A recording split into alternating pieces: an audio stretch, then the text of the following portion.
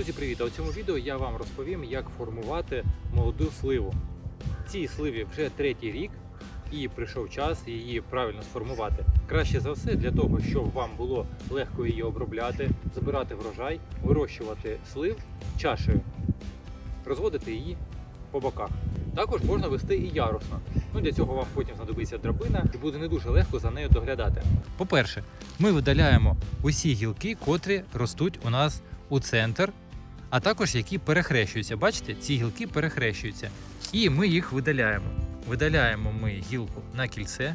Ось тут у нас проходять кільцеподібні утворення. Лезом ставимо до стовбура і ось таким чином відрізаємо. Це дуже швидко загоїться. Якщо б я взяв трошки ближче, я б вже зачепив стовбур, така рана б довго загоювалася. Рани, котрі діаметром до 1 см, ми не замазуємо, вони добре затягуються. Також і цю гілку. Тут сформувалися в мене 3 скелетні гілки, і в минулому році виросло ще 2 зайві. Вони не потрібні. Тут знову ж таки все, що росте усередину, перехрещується, видаляємо. А також ось такі тонкі гілки. І ось це у нас також росте на перехрест. Потім, щоб сформувати розгалуження у сторону, я відрізаю ось цю гілку, саму крайню, на розмір 2 секаторів. Це приблизно 40-50 см. Обрізаю на зовнішню бруньку, котра йде зовні. Вона прокинеться і буде рости вгору, але трішки горизонтальніше. А знизу в нас тут почнуть утворюватися плодові бруньки, на котрих і буде плодоношення. Відміряю 2 секатори і відрізаю на зовнішню бруньку. Над брунькою ставлю секатор на 2 мм вище і роблю зріз.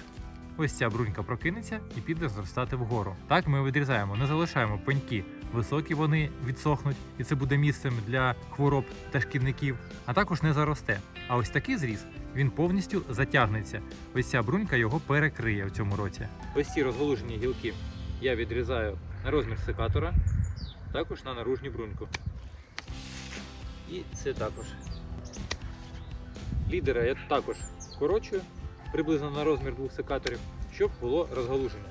Слива, вона дає гарний приріст, як ви це можете бачити, як і абрикос. Ось цю більш вертикальну гілку я також відрізаю на кільце. Цю гілку на 2 секатори. Цю також на 2 секатори. Ось ця гілка, котра росте у центр, я її також повністю вирізаю на кільце. Тут інша гілка, її потрібно зробити, щоб таке ж розгалуження було.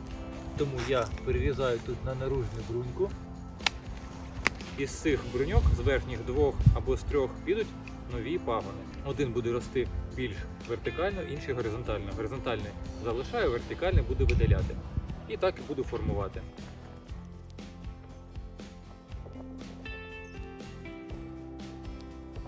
Все, тепер я отримую в місцях кожного зрізу розгалуження, а по усій гілці нові плодові бруньки, на котрих і буде врожай.